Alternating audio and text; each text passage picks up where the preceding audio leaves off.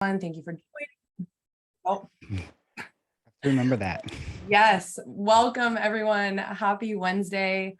Thank you so much for joining us today as we're going to walk through 70 Investments' newest offering, what makes it different from other note funds. So first, I want to introduce myself. My name is Lauren Wells, and I run investor relations at 70 Investments. I've been working with Chris for, I always joke, what feels like a decade. If you know Chris, that it actually is funny, but in reality, it's been just under 2 years. I know that over the last few months, I've had the pleasure of speaking with many of you guys here on this webinar today. And if I haven't at this point, I do look forward to connecting soon. Chris, if you could go to the next slide. Second, I want to thank you for your trust in 70 over the last several years as you've invested with us. Whether you've been working with Chris on a joint venture, invested in one of his funds, or partials. And I just want to take a second here to talk about 70 as a company, because as an investor myself, I believe that who you invest with and the team you're investing in is just as important as what you're investing in. So here at 70, I think the biggest, pillar we stand on is integrity in all we do, from sharing, being fully transparent on performance of the assets, sending out quarterly updates to all of our investors, trying to keep people in their homes and working with borrowers, like seeing what we call the three-dimensional picture, and the whole story, as we like to say, and then remaining open and accessible to clients. So knowing that we are just an email or a phone call away. Now, with that being said, we really have grown the team here at 70. So next slide. In addition to Chris and myself, we've brought on an all-star team, some of which aren't even pictured here, but including 2 directors of asset management, Chi and Delaney, who will be working with Chris on everything from acquisition to disposition and resolution. And then Katie, who will be working alongside me with investor relations and communication. So just knowing that, again, kind of upping our game and having more people available for you to reach out to as an investor if you have any questions, knowing that we really are, someone you can just pick up the phone, give a call, shoot an email to, and know you're going to get a response back very quickly. So without further ado, I will let Chris take the floor and explain all the ins and outs of our newest offering. Thank you, Lauren, and thank you all for joining us today. So 70 Investments, our latest mortgage note fund, is very similar to our prior funds, which we're going to be investing in performing and non-performing first position loans. For those that aren't familiar, again, with distressed debt or non-performing loans, that's where a borrower has missed anywhere from 90 days past due up to, we've had loans 9 years past due. And in both those instances, we've been able to work payments plans with those borrowers. What we think is unique about 7E is our three-dimensional approach to how we acquire and manage our assets. And we really look at the past, present, and future of the borrower, of what went wrong, is it fixable now, and what's the plan going forward, along with looking at that situation of the property itself, because understanding the property value in mortgage note investing, as you know, is very important. In the past and in this fund, of course, we are going to buy loans at a discount. So it does give us that flexibility to work with the borrowers to keep them in their homes and allow us to exit later on down the line. By doing so, that does create that win-win situation where you as the investor will get your target that 8% preferred return, as well as the borrower keeping them in their home, as well as not having distressed property in certain neighborhoods. And as always with our funds, we try and make an agreement with every borrower to keep them in that property, but some instances that may not occur. So why now with this fund? We started this process back in September of last year is when this idea came up for this Regulation A+ offering, which we'll talk a little bit more about. But right now we're, an interesting time because our economy's, in my lifetime has never really gone through something what we're going through right now, a post-COVID era where markets are very volatile. I think we all can understand if you turn on the news, foreclosures are on the rise, whether it's from the forbearance plans that people had during COVID or inflation.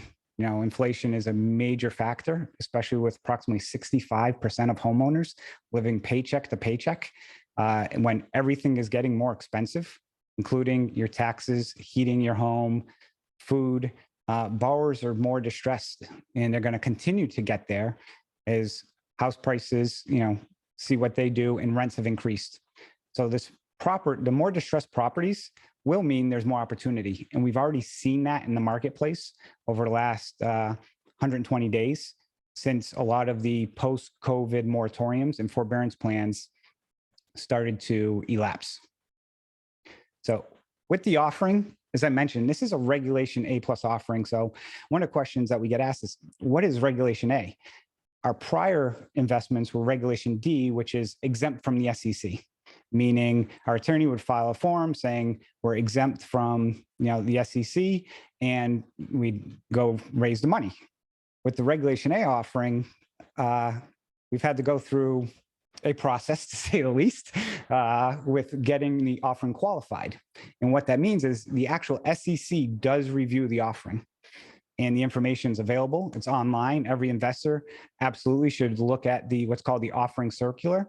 It's the equivalent of a PPM, which outlines everything that we're providing.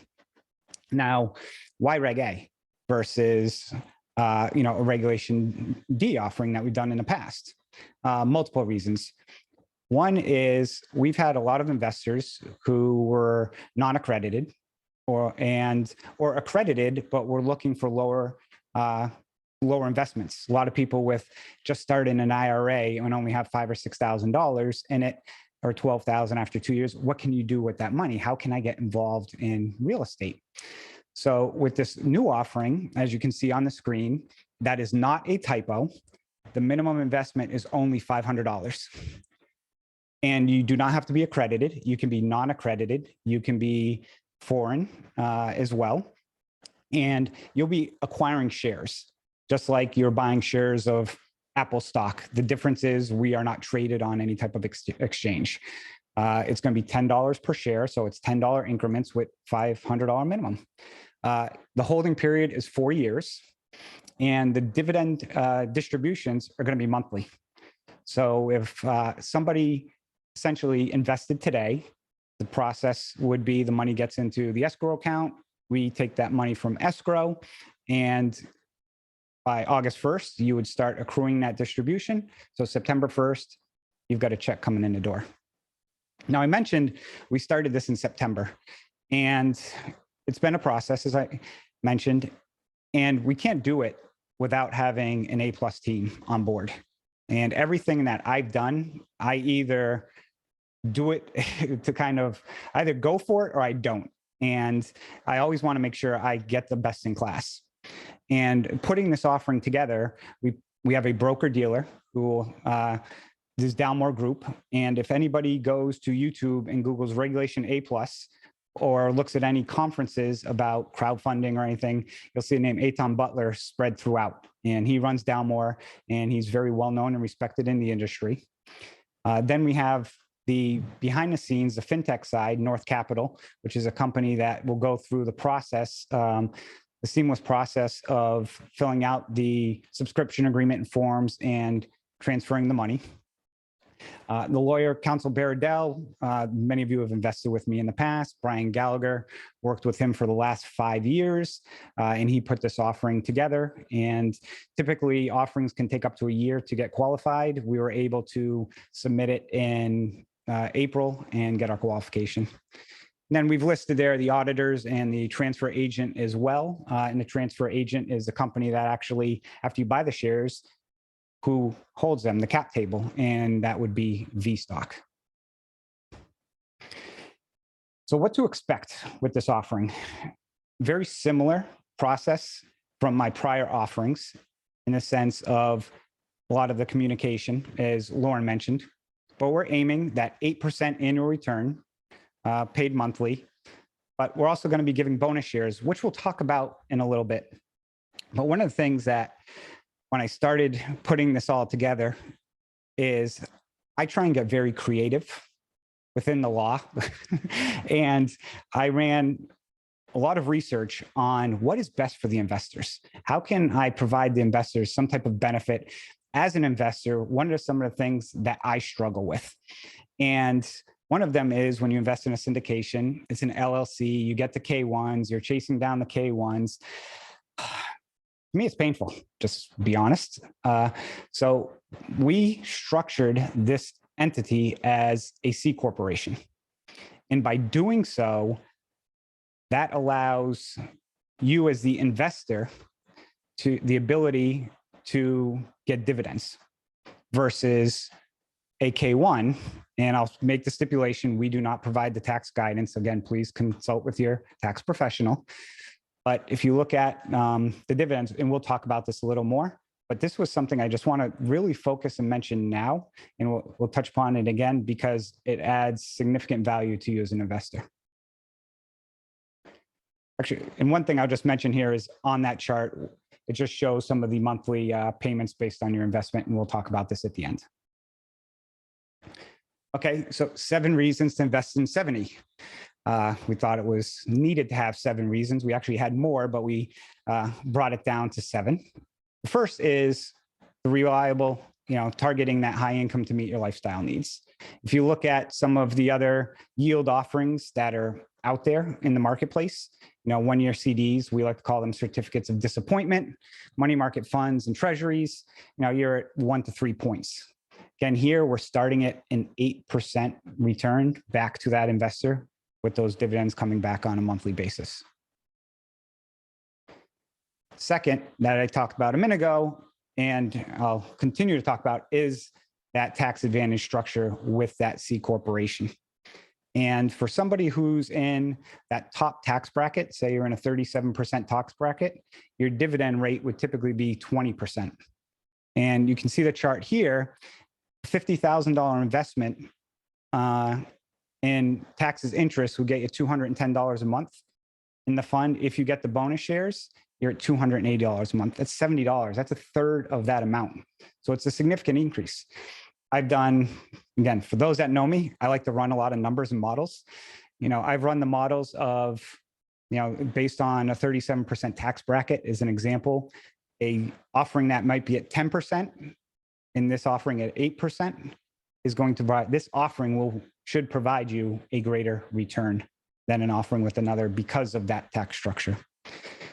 The other component to it is a lot of people might be investing with an IRA.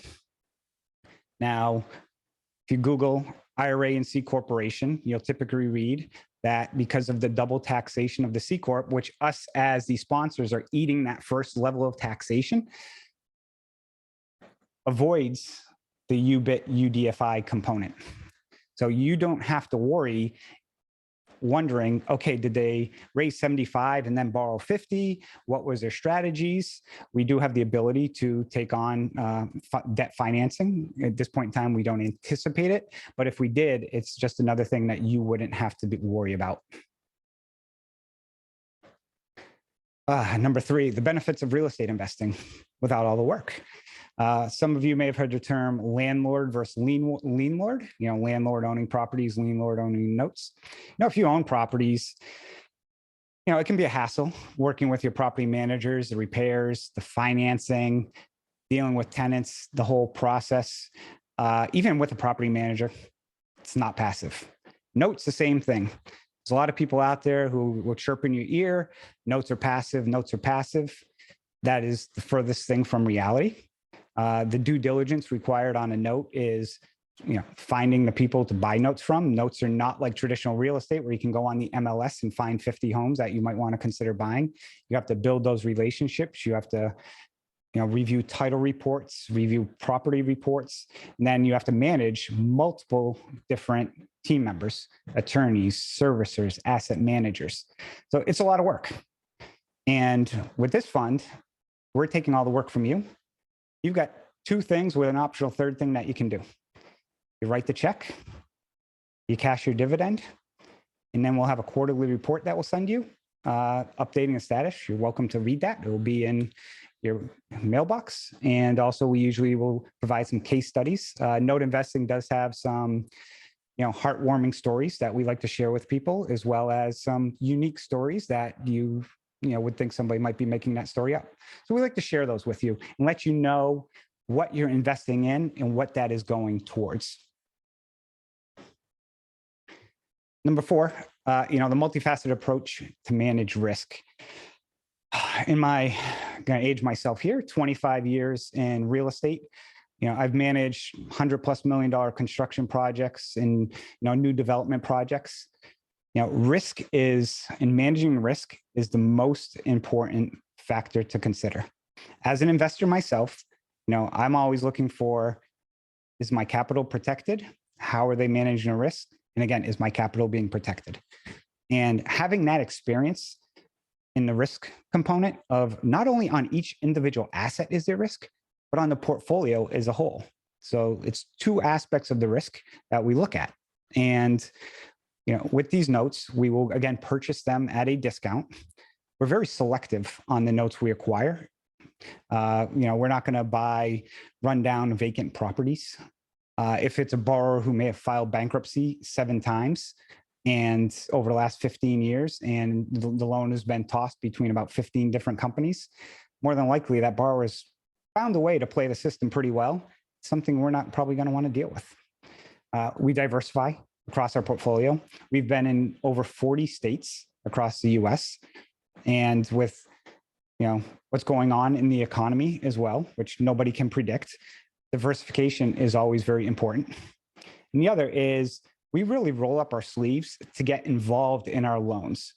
We've got our servicers, our attorneys. We're just not telling them, okay, go do this. We are mapping them and giving them the ingredients and how to basically work those ingredients to provide that perfect solution for the investor. And the borrower. There is a lot of back and forth on that. But by doing this, spending the time and managing the risk, it has truly made us very successful in what we've done over the years. And if you've invested with me in the past, I'd like to say the returns that we've provided have been meeting people's expectations, which leads to our success in our asset class. We've managed over 500 deals over the last 5 years. Our team, which has grown and continues to grow with this fund, we have another staff member joining us actually on Tuesday, another one in September, and several others later this year. We all have decades of combined real estate experience. And what's unique about this experience is it's also very diverse in the types of experience that people have. So that adds to being able to, again, go back to evaluating that risk. We've done deals across multiple regions. And what's important about that is a note in Ohio, my favorite state, only headaches in Ohio, compared to a note in Georgia are very different on how you manage it. What is the process? Understanding the loan itself and whether or not that loan has potential issues, because what might be an issue in Ohio might not be an issue in Georgia. And that's very important to understand. In our latest fund, as of March, we had 35 first position liens in that fund, and 100% of them are performing. So that just shows, again, that if we buy them performing, we keep them performing. If we buy them distressed, we work towards getting them distressed. And the other thing I'll mention about the 500 deals is, for those who have invested in our other funds, or if you haven't, I know past performance is not indicative of future success, but all the targets in the past, we have been able to hit with our investors that were being anticipated. Number 6, a social responsibility approach that keeps people in their homes. As we've mentioned, we are very focused on keeping borrowers in the homes and working out with them. And by working this philosophy, it lets you as the investor understand that your investment isn't going to fund some sweatshop in another country, or some child labor elsewhere, or to buy a building to jack up the rents and get a lot of people out of a property to build some high-rise condos. Now, that is not our focus. Our focus is to buy this distressed debt, attempt to work it with the borrower, and keep them in their homes. Now, in every instance, are we able to keep borrowers in their homes? Unfortunately, no. But there are also certain situations where it's not in the borrower's best interest because they just can't afford the home. They might not be able to afford the upkeep. There's many different situations that we work toward to get a win-win solution for everybody involved. Number 7 is backed by a team of experts. So as we mentioned, when we started the Regulation A+ offering, getting to the point we are now, we put that all-star team together. With the help of Lauren and the rest of the team, we continue to build an all-star team of internal staff, but we can't do it all by ourselves. So we also have third-party vendors that we manage. We have the attorneys that specialize in creditor collections in all states. In every state we've done business in, we have at least 2 attorneys that we've worked with to keep a multitude, again, as a backup plan to mitigate risk in case one of our favorite attorneys, that attorney we work with, goes to another company. That happens. The company might get sold to another company. And when that happens, it might change the dynamics of that attorney. And also, attorneys are like doctors. Certain ones specialize in certain aspects of real estate. If it's a nice clean file, some of them are very good, but if it's got a file where it might be contested, they might not have that litigation experience, and there might be an attorney who focuses more on the litigation. That's the level of detail that we look at and analyze with our team on every single asset for what it is we do. The other, who's probably one of the most critical components to note investing, is your licensed servicer. And they are the front lines. They are the company that communicates directly with the borrower. They collect the payments. About a year and a half or 2 years ago, I invested as an equity partner in a servicing company because I saw a lot of opportunity in the space, as well as a lot of room for improvement. And a lot of the servicers were managing their businesses, but didn't understand investor needs. So how do you solve certain problems? You work to address those, which is what we did by being a part of a group that started a servicing company that is licensed in 25 states. So we use that as well as several other servicers as part of our group. And again, each one specialized in those states and know exactly what it is they're doing. The other key members of our team, we've got the CPA, bookkeeping, accounting, the financial side, which is very important. Again, this goes back to the risk, understanding the entire portfolio and where we're at any point in time. Are we buying, acquiring, are we selling loans? Really, that deep dive analysis is extremely important. And lastly, who's not mentioned on here, is on that acquisition and disposition side. We've built a great network of other funds that we buy from, individual sellers, not only that we've bought, that we sold from, as well as if we do ever have to foreclose and take a property back, we have asset management teams, which are nationwide companies that can find that realtor in that area, or they already have them on their team, that that knows this type of product. We don't need a realtor who their main focus is $3 million new construction homes. If the loans we're buying are entry-level $250,000 Cape Cod homes in that area. Again, this goes back to that analysis that we really like to dive very deep into as part of our entire portfolio. So that was 7. I'm going to give a bonus, number 8, and that's the 8%. And the literal bonus is the bonus shares. So let me spend a few minutes and talk about the bonus share program, which with a $25,000 investment, starting at $25,000, you'll get 4% bonus shares. So the minimum is 100 shares. If you invest 30,000 times 4% is 120 shares. And you can see how that will impact the returns on this slide. And again, just want to remind people, as that C corporation, based off of, should be that qualified dividend with the lower tax, your net return on these without bonus shares will be significant.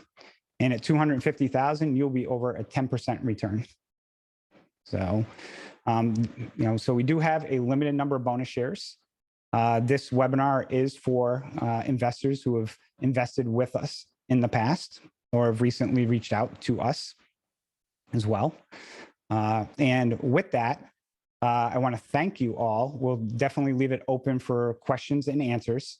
And if you have any questions, please either email us at invest@70investments.com or call 805-410-8577. And you can talk to Lauren or Katie. If you're interested in investing, you can go to cws.dalmoredirect.com. And that's where the subscription agreement will be to fill out your forms. And this is also live on the 7einvestments.com website as well. So, Lauren, anything else you'd like to add before we open up to some questions?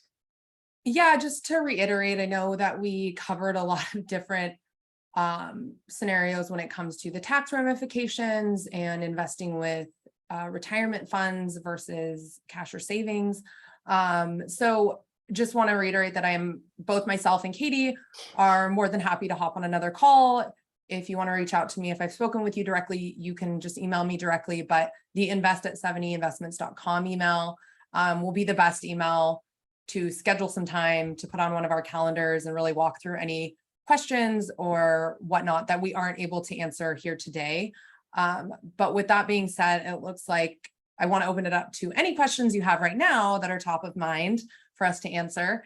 And Dan Corey actually had a question. I'll go ahead and read it. And then Chris, you can kind of take it from there. So he was saying that the structure sounds something like a REIT and has a few questions about, can you outline the mechanics behind how this works? So for example, how fungible are the shares? Is a holding period required? Is the 70 buyback at a particular price going to be part of the contract, et cetera?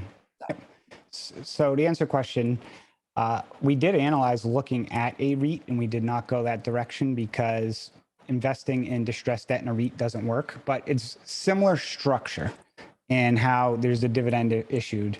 The biggest difference is the tax component, as REITs, I believe, are taxed differently. I believe, and I'm not going to get into the taxes, but there's a long laundry list of how REITs are taxed.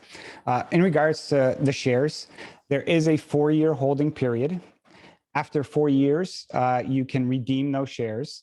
We do not plan on shutting down the company after 4 years. The company will continue, but the investment is that 4 years to scale, to acquire the notes and work them and manage them during that time. If we were to look at, there is a buyback policy in the offering statement, which again, I strongly recommend everyone take a look at. There is some penalties involved if it is bought back between that time. The shares will be considered illiquid, but if they are transferable, is what I've been advised. Meaning that if you had somebody else who would look to acquire your shares from you, that you knew, that potentially could occur. But that would be something, if that comes up, that's something you'd want to call us and we can absolutely discuss. With that, are there any other questions? If you do have a question, you can either put it in the comments or in the chat box or... Yep, there's a bunch of questions in the Q&A as well. Got it. I see that now. So what happens at the end of the 4 years? Looks like we just answered that. And I'll just answer it again, which is you can redeem your shares during that time, and we will continue to operate the entity. It's not a closed end fund that the fund is going to close at that time. That is the period of time we require the shares be held by the investor. And then will 70 own shares as the fund sponsor, or is there some other compensation scheme? So I'm not sure the, that question. So in the offering circular, it will outline the ownership interest, which I have the 100% ownership interest in the voting shares of the company, and the investors will have Class A shares. I have, personally already getting this company started, invested several $100,000 in getting this entity started since we launched last September. And I'll also be buying shares or investing, of course, in this fund as well. And then how fast do dividends start after I invest?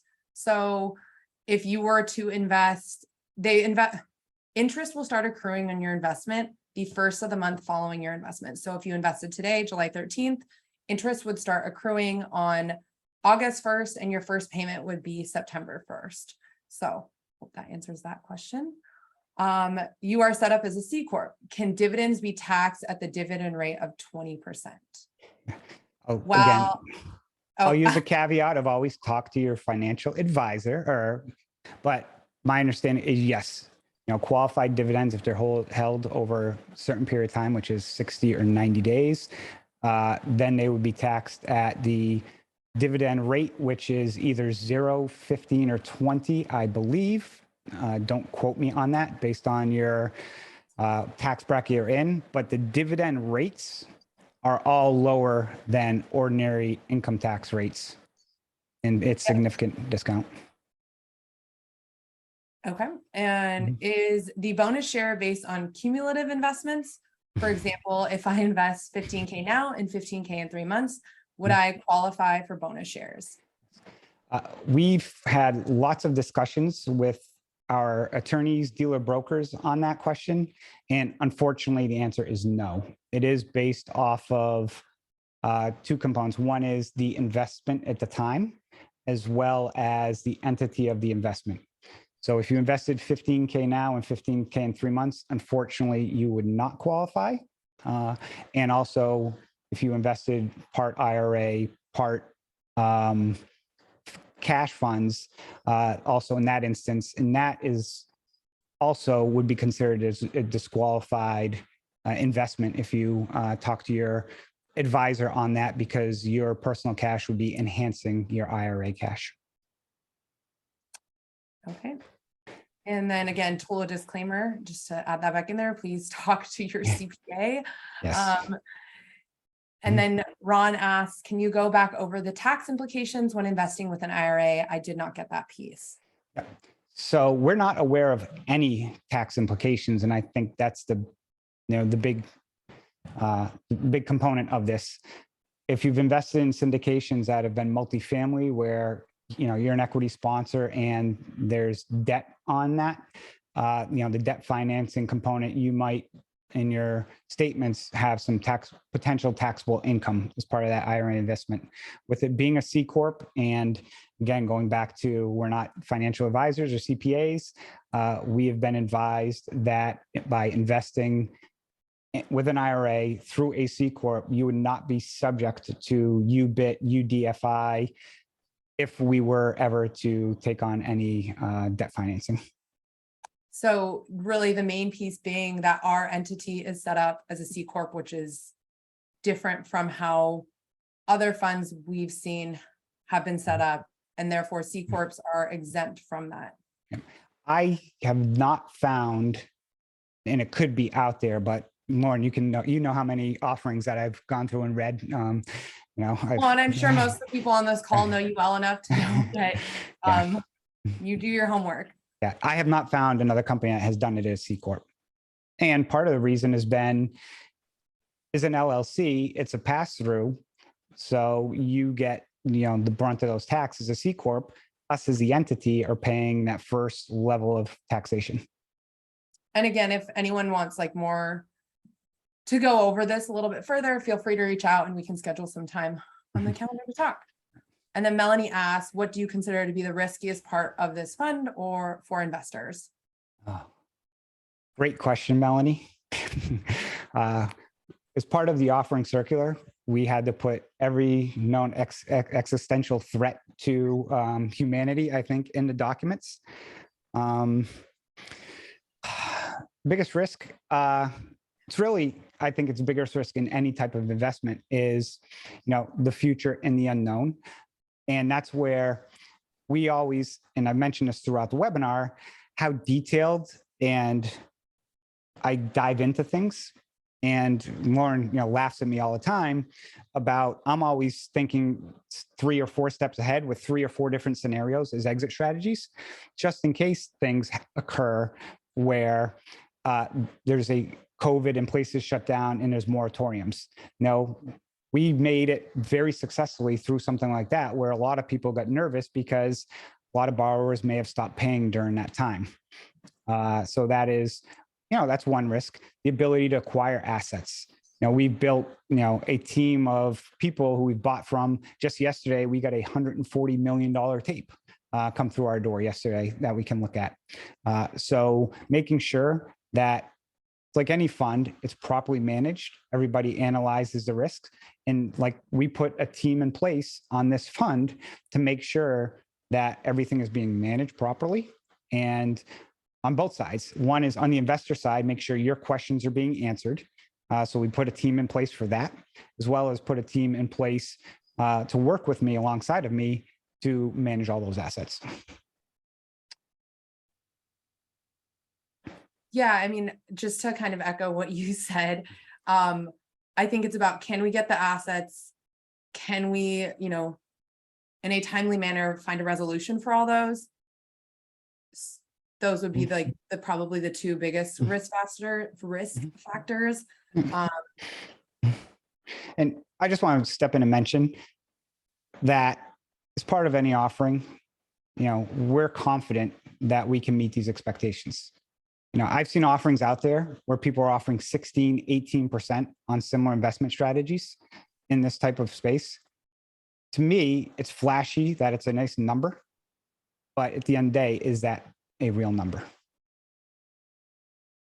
So Dan asked, how long will these shares be available? They will be available for a full year to be purchased. Or if we sell out. Correct. Yeah. So. When you sell them all, Lauren, is when how much liquidity will 70 maintain to cover potential risks mentioned?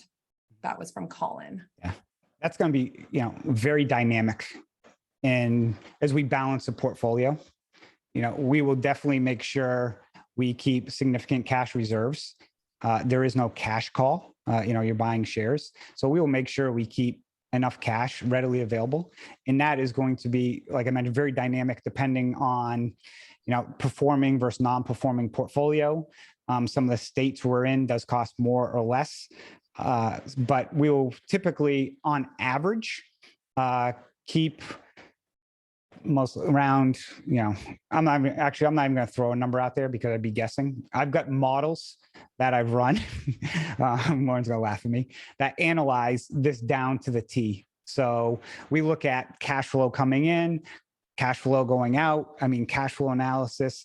I've got data tables that run all of this stuff. So I don't want to get too deep into the weeds on it, but it's something that I will be heavily analyzing. One of our team members on this call, Delaney, is also in Chi. Both of them are very analytical in reviewing this, and we sit and talk weekly about cash flow and the risks. And then James, you asked if this was for accredited investors only. No, that is really what is unique about the Regulation A+ offering, is that is open to both accredited and non-accredited investors. Yep. Yeah. And for those who join late, it's open to everyone. And as we mentioned, it's a $500 minimum investment. It's not a typo. It's $500. Colin asked, will investors be notified if debt financing or lines of credit are opened, even if they are not utilized? Yeah. So there'll be 2 areas where you'll be notified. One is we would notify you, but one of the other components of a Regulation A+ offering is the financial reporting we have with the SEC. So we have to file biannual financial statements with the SEC. If there is a significant risk or significant change in market, for example, funds that were operating during COVID would put out a a memo within the SEC noting this could be a potential risk because it is an unknown. And then every year, we also have to go through audited financial statements. So between the semi-annual reporting, the annual reporting, and our quarterly reports that we would send out to you, we would absolutely let you know if we had any debt financing. Dan asks, can you offer your opinion of market conditions generally, particularly after this recent Fed tightening? Are returns getting better? Are good deals easier to find, or has nothing really changed? If I could read the markets, then I don't know if I'd be standing here today, be on a beach somewhere. For market conditions, I'll say specifically in the note space, they haven't changed at this point in time. And one of the things I'll mention with real estate, it's unlike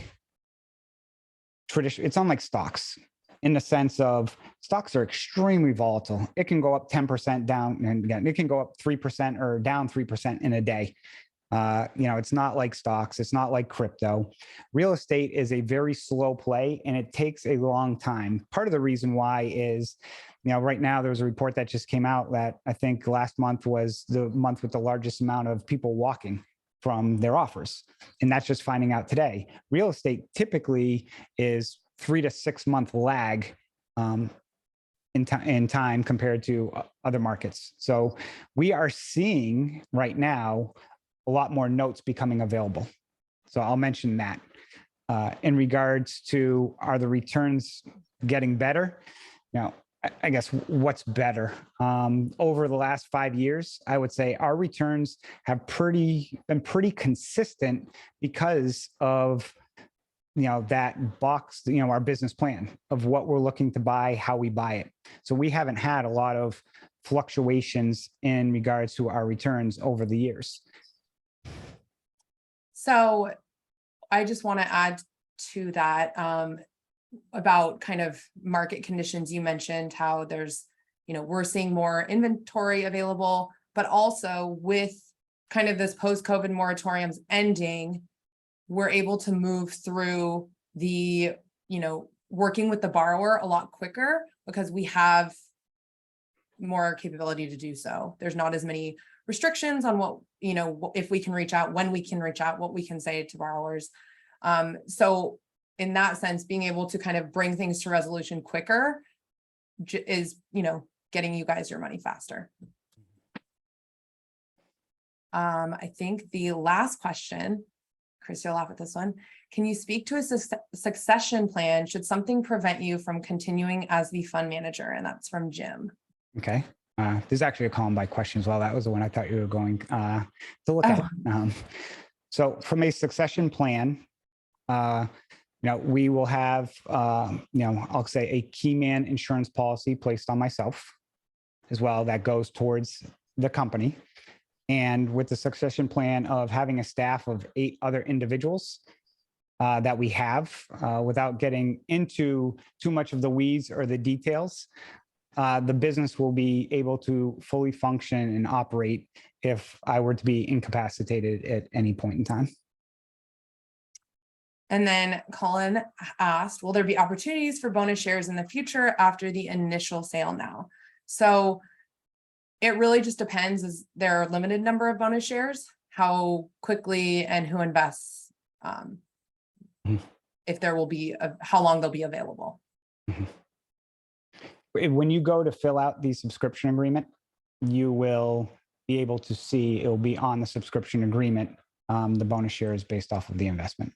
Correct. So you'll be able to see X amount of shares plus X amount of bonus shares. It'll be on your subscription agreement as well. Sorry. And if there's ever a question, you can always, again, reach back out to us and ask that question of, yes, are the bonus shares still available?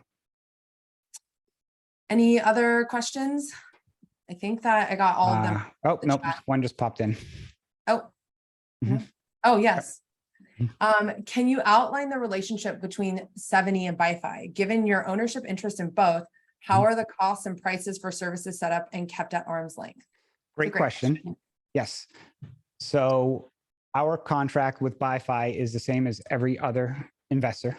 There's no special treatment that we receive. We also, because of that relationship, filed that contract with the SEC. So as part of the offering circular, that contract is in the public record within the SEC website. And if you went to BiFi and called them and said, hey, can I get a copy of your contracts? It would be the identical same. So we do keep that at arm's length. And I know that there were some people that I've spoken with that were interested in reading the offering circular. You can find that on the offering page. At the bottom of it, you'll be able to click on it. It'll take you to the link and you'll be able to see it. So just wanted to point that out because I know, again, that there were people, and the offering circular, the link I'm talking about is right here, invest.70investments.com. That's where you'll be able to see the offering circular at the bottom. Click on a link. If you have trouble finding it and it is something you're interested in, feel free again to reach out. Any other questions? I think I got all the ones in the chat, Q&A. If I want to invest right now, where do I go to, Lauren? If you want to invest right now, you would go to cws.delmardirect.com or the offering page, which will have links to the investment flow. And if you have any questions about it or anything comes up when you're kind of along that flow, again, feel free to reach out to myself or Katie at invest.70investments.com. Okay. I think that's it. No more questions. Thank you guys again so much for joining us, taking the time. I know, we started emailing about this 2 weeks ago, so I appreciate you guys taking the time to be here. And again, just your work with us in the past. It's been great. And if I haven't spoken to you yet, I look forward to speaking with you soon. One question just popped up. It's kind of like slid under the table. Okay. Asked about reinvested dividends back into the fund. So do you want to take that or you want me to answer it? Well, in short, no, dividends cannot be reinvested back into the fund. Yeah. But you can take that money to go buy additional shares back into the fund. So if you got your distribution that month and it was $500, you could then turn around and go buy 50 more shares. Correct. It's just not an automated process. Yeah. That's all I have. Thank you guys again so much I feel like I did the exit and now. Curtain call. So yeah, thank you guys again so much for being here, and reach out if you have any questions, and we look forward to hearing from you. Thank you all. Thank you.